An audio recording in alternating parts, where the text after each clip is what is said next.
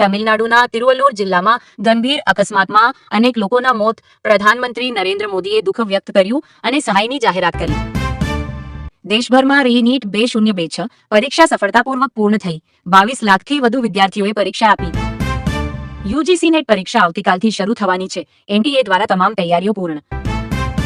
ભારતને એફટીએફ ઉપાધ્યક્ષપદ મળવાની પ્રક્રિયા આગળ વધી રહી છે, જે આંતરરાષ્ટ્રીય સ્તરે મહત્વપૂર્ણ માનવામાં આવે છે. ભારતીય શેરબજારમાં તેજીનો માહોલ. નિફ્ટી 24.0 ઉપર રહ્યો.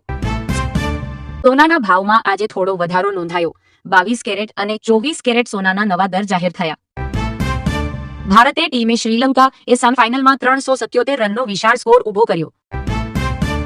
વૈભવ સૂર્યવંશીની તોફાની ઇનિંગ્સ ચર્ચામાં. 29 બોલમાં 94 રન ફટકાર્યા.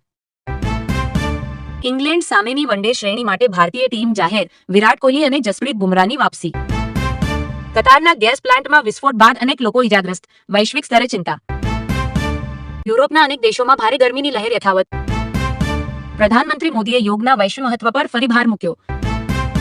ભારતીય નૌકાદળના નવા જહાજોના ટ્રાય કમિશનિંગ કાર્યક્રમની ચર્ચા.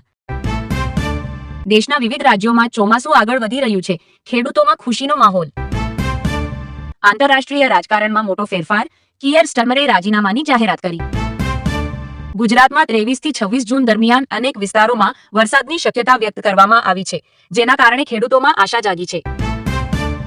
અમદાવાદ સહિત કેટલાક વિસ્તારોમાં આગામી 3 દિવસ હળવા વરસાદની આગાહી કરવામાં આવી છે. ગુજરાતના મુખ્યમંત્રીએ આંતરરાષ્ટ્રીય યોગ દિવસ નિમિત્તે લોકોને રોજિંદા જીવનમાં યોગ અપનાવવાની અપીલ કરી.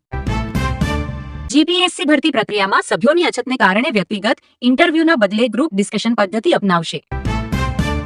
ગુજરાતની જેલોને પુનર્વસન કેન્દ્ર તરીકે વિકસાવવા રાજ્ય સરકારનો પ્રયાસ વધુ મજબૂત બન્યો છે. ઓનલાઈન ઠગાઈના એક કેસમાં વ્યક્તિને 27 લાખ રૂપિયાનું નુકસાન થતા સાયબર સુરક્ષા અંગે ચેતવણી આપવામાં આવી છે. સ્થાનિક સ્વરાજ્યની ચૂંટણીને લઈને રાજકીય ગતિવિધિઓ તેજ બની રહી છે. વડોદરા મહાનગરપાલિકાએ કેટલાક મહત્વના પ્લોટની હરાજીને મંજૂરી આપી છે. બ્રિક્સ દેશોની રાષ્ટ્રીય સુરક્ષા સલાહકારોની બેઠક આજે દિલ્હીમાં યોજાઈ રહી છે, જેમાં ભારત મહત્વની ભૂમિકા ભજવી રહ્યું છે.